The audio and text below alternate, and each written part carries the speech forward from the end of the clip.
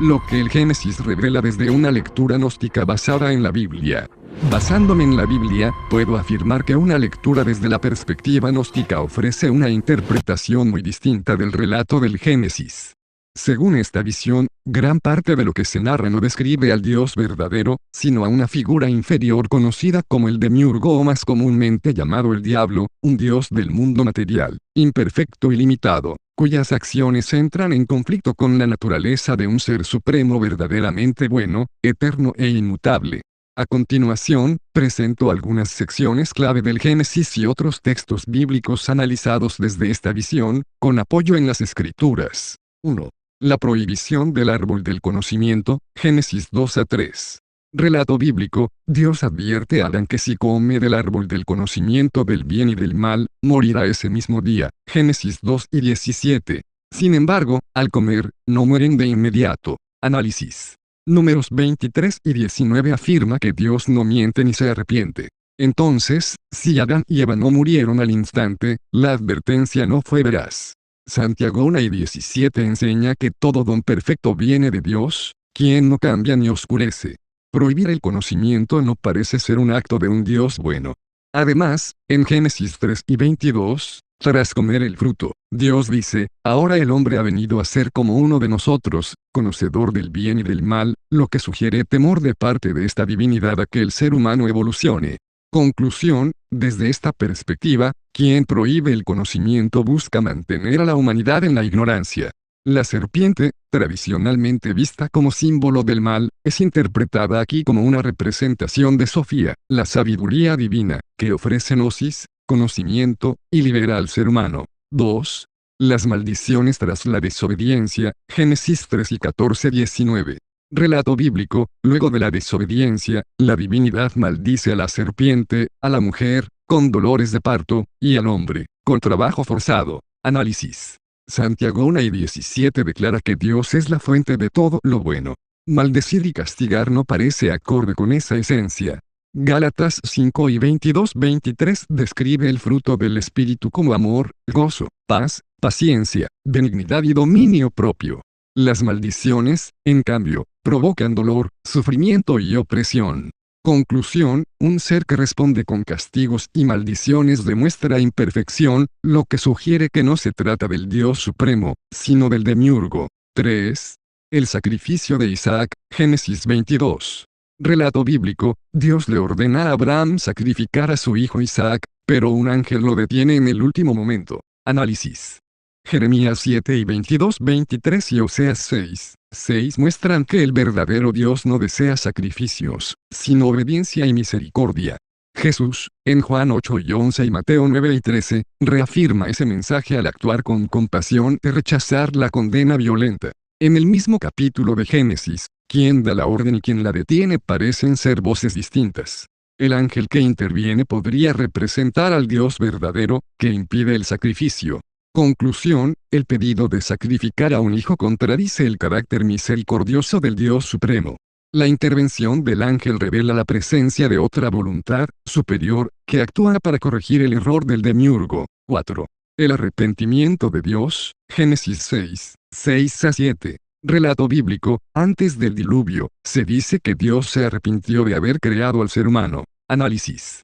Números 23 y 19 declara que Dios no es como el hombre, para mentir ni arrepentirse. Si esta divinidad se arrepiente, entonces no es perfecta ni omnisciente, lo que contradice la idea de un ser supremo eterno e inmutable. Conclusión, un Dios que cambia de opinión y muestra remordimiento parece más cercano a la figura imperfecta del demiurgo que al Dios verdadero. 5. La serpiente de bronce, símbolo de salvación o contradicción teológica. Números 21, 4-9. Relato bíblico, durante el Éxodo, el pueblo se queja contra Dios y Moisés.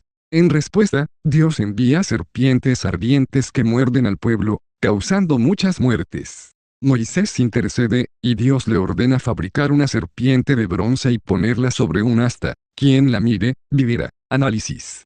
Este episodio introduce una paradoja notable. En el Génesis, la serpiente es maldecida por Dios y asociada con la caída del ser humano. Sin embargo, en Números, una serpiente se convierte en el instrumento de sanación enviado por el mismo Dios que antes la condenó. Esto obliga a preguntarnos, ¿es la serpiente un símbolo de maldición o de salvación? Desde una visión gnóstica, este pasaje puede interpretarse como otra pista de que estamos ante dos fuerzas distintas. Quien envía serpientes como castigo tiene el poder de retirarlas.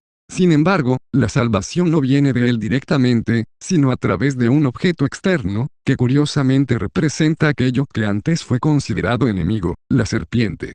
Esto sugiere que el verdadero poder de salvación no proviene del mismo ser que castiga, sino de algo superior o alternativo. La serpiente de bronce podría representar a la sabiduría que sana, como Sofía, que incluso dentro del sistema del demiurgo logra actuar en favor de la humanidad. Conclusión, esta contradicción refuerza la intuición gnóstica de que el Dios que castiga y el que salva no son el mismo. El Dios verdadero no se opone a la sabiduría, la serpiente, sino que a través de ella ofrece sanación incluso dentro del sistema de castigo del demiurgo. 6. La ira por el deseo de comer y el contraste con la enseñanza de Jesús. Números 11.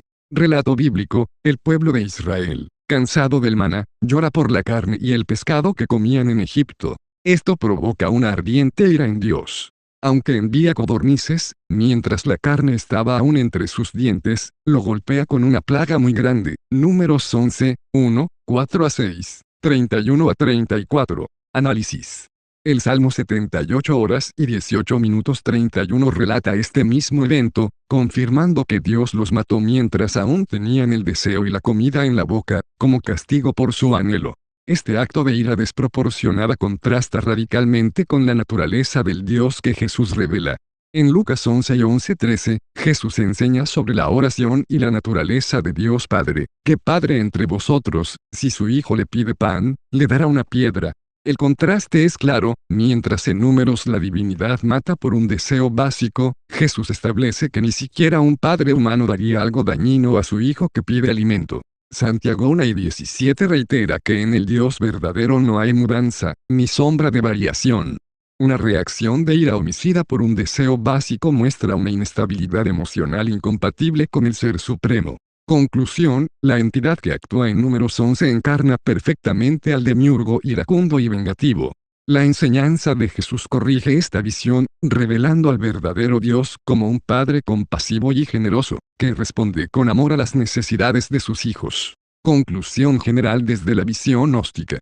A partir de este análisis bíblico, puedo afirmar que el relato del Génesis y otros pasajes del Antiguo Testamento presentan mayoritariamente las acciones del demiurgo, un Dios inferior que prohíbe el conocimiento, maldice y castiga, exige sacrificios humanos, comete errores y se arrepiente, manifiesta una ira desproporcionada, contradice su propia simbología, como en el caso de la serpiente. Sin embargo, también se observan señales de que el Dios verdadero interviene en la historia a través de emisarios y símbolos, como la serpiente que da conocimiento, vista como Sofía, el ángel que detiene el sacrificio de Isaac, la serpiente de bronce, que opera como signo de sanación, y, finalmente, Jesucristo, quien revela de manera plena